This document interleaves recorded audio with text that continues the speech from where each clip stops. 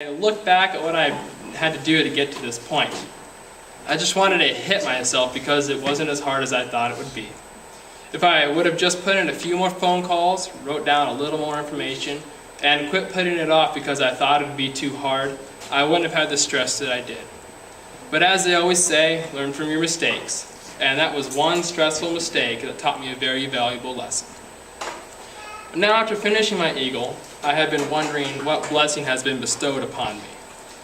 You have to think about what kind of example you are being, because you never know who is watching, what they are saying, and ultimately who is looking up to you. Realizing all of this is happening, you feel nervous, because if you have one slip, they notice.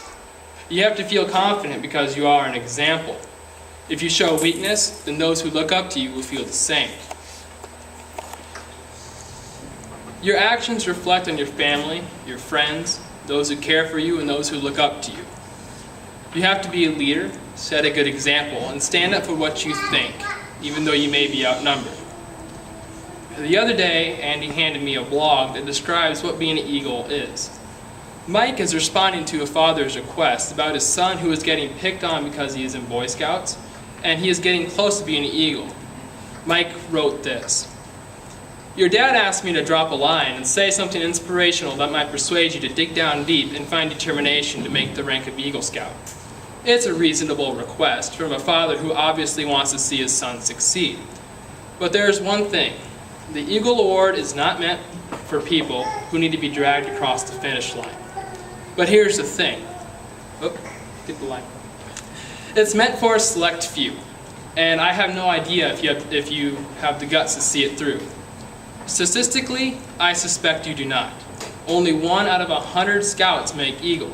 So if you fail, there'll be lots of other people whom you can share excuses.